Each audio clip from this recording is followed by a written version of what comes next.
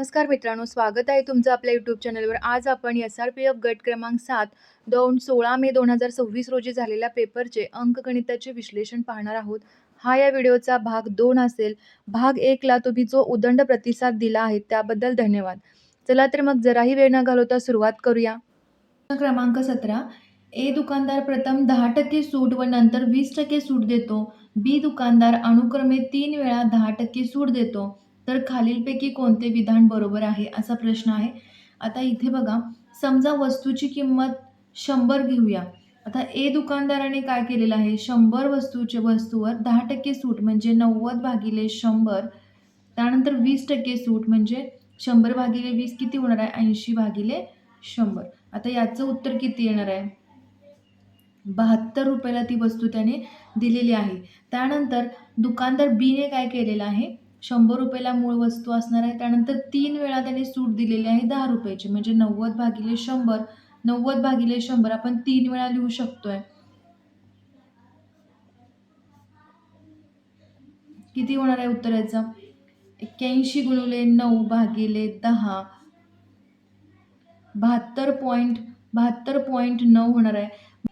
म्हणजे ए ने सूट किती दिलेली असणार आहे, 100 वजा 72, 28 रुपयाची सूट दिलेली असणार आहे दुकानदार ए ने. आणि दुकानदार बी ने सूट किती दिलेली असणार आहे, 100 वजा 72.9, 27 रुपये 1 पैसेची त्यांनी सूट दिलेली असणार आहे. बरोबर, म्हणजे सूट जास्त कोण दिलेली आहे, दुकानदार ए ने 28 रुपये सूट दिलेली आहे, अधिक सूट देतो. पर्याय क्रमांक ए आपलं उत्तर असेल.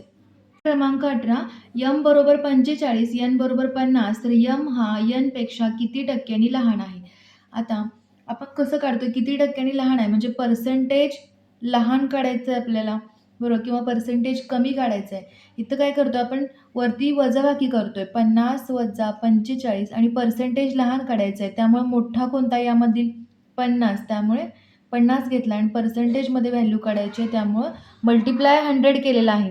आता 5 भागिले 50 म्हणजे 100 म्हणजे 10%, 10%नी यम हा एन पेक्षा 10%नी लहान आहे.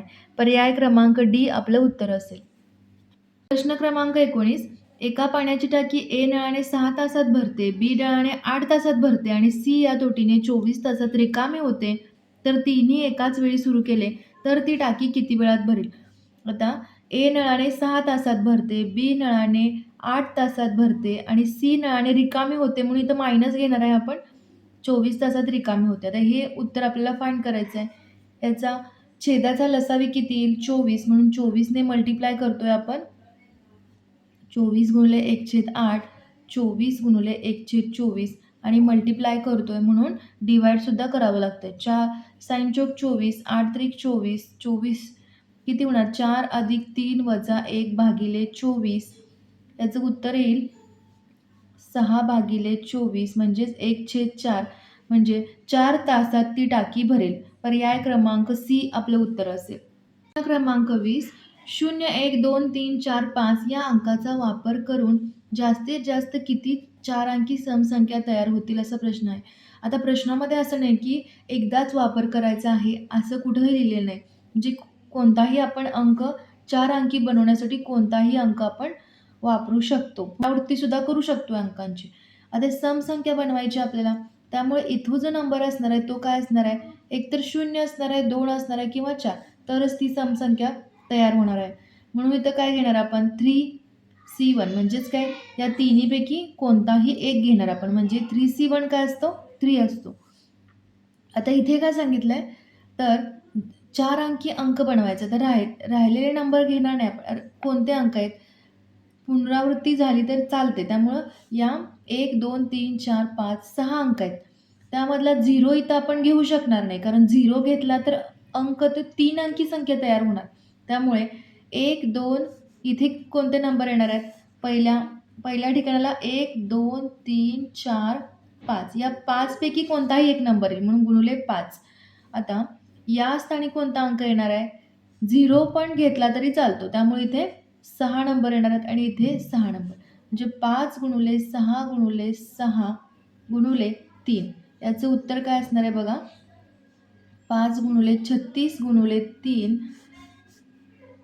36 गुणिले 15, 15 आपलं उत्तर असेल. पर्याय क्रमांक डी आपलं उत्तर असेल. प्रश्न क्रमांक 21, जर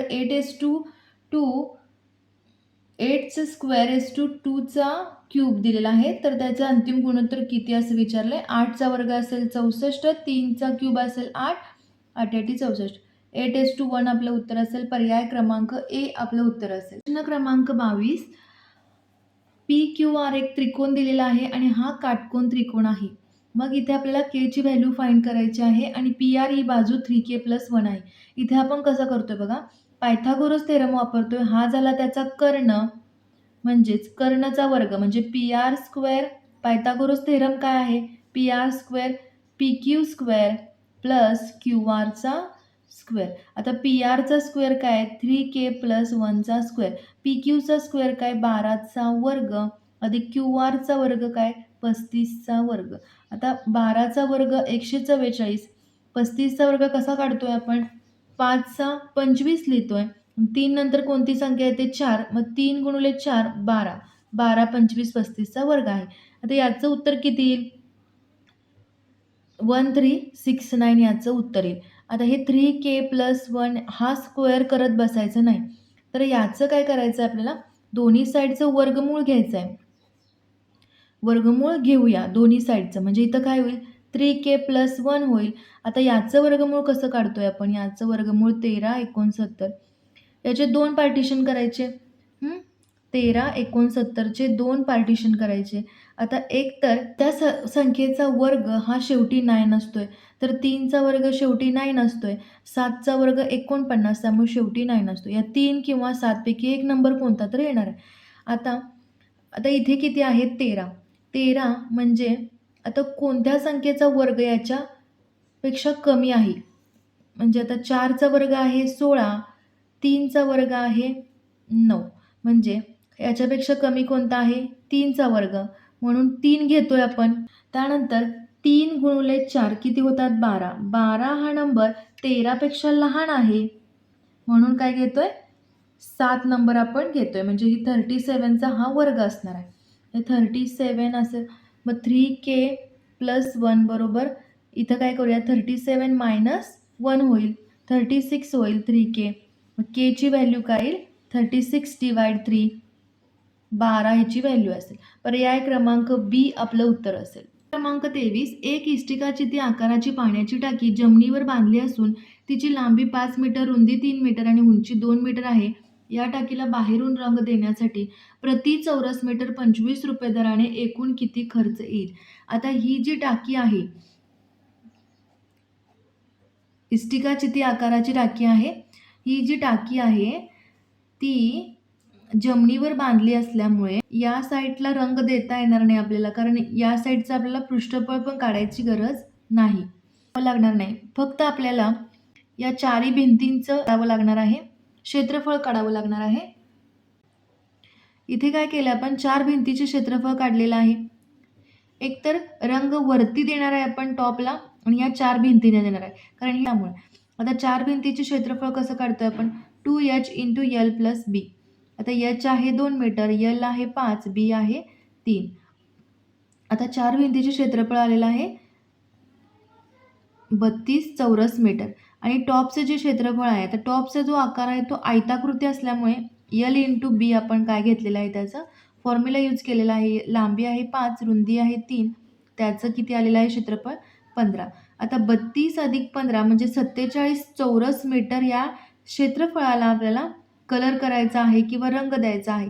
त्याचा खर्च किती येणार आहे, कारण 25 रुपये प्रति चौरस मीटर, तर 47 × 25 1175 रुपये आपलं उत्तर असेल. एवढा खर्च तो रंग देण्यासाठी येईल. पर्याय क्रमांक सी आपलं उत्तर असेल. प्रश्न क्रमांक 24, सागरचे 10 वर्षानंतरचे वय त्याच्या 10 वर्षापूर्वीच्या वयाच्या तिप्पट होईल, तर सागरचे आजचे वय किती. ऑप्शनवरून जातोय आपण. सागरचे आजचे वय 15 घेतले ऑप्शन ए वरून. 10 वर्षानंतरचे वय हे त्याच्या 10 वर्षापूर्वीच्या वयाच्या तिप्पट होईल.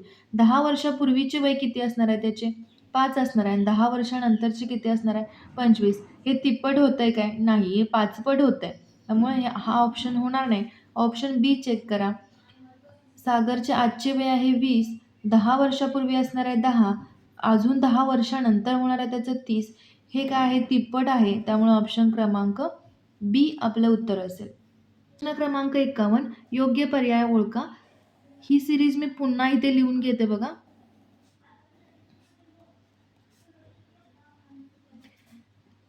3 आणि 2 5, 5 आणि 2 7, 7 आणि 2 9, 9 आणि 2 11, 11 आणि 2 13 असणार आहे इथं आणि 4 दोन्ही 8, 4 त्रिकम 12, 4 त्रिकम 12, 4 चौक 16 आणि 4 पंचे 20, 4 सक 24 म्हणजे 13 आणि 24 हे नंबर असणार आहेत. पर्याय क्रमांक सी आपला बरोबर असेल. क्रमांक 52 योग्य पर्याय ओळखा. इथे काय सांगितलंय? हा आहे 17. हा किती आहे? 19चा वर्ग आहे म्हणजेच 12. 12 नंतर म्हणजे 17 अधिक 2 किती होणार? 19 म्हणजे 12 अधिक 2 काय होईल? 12 अधिक 2 14चा वर्ग. उत्तर असेल आपलं 196. पर्याय क्रमांक बी आपलं उत्तर असेल. क्रमांक 57 एका बागेत आंब्याच्या झाडांची संख्या पेरूच्या झाडाच्या संख्येच्या 5 पट आहे. तर खालीलपैकी कोणती संख्या एकूण झाडांची संख्या असू शकत नाही? पेरूंच्या झाडांची संख्या पी घेऊया. त्यामुळे आंब्यांच्या झाडांची संख्या काय होणार आहे? 5p होणार आहे. तर प्रश्न काय आहे?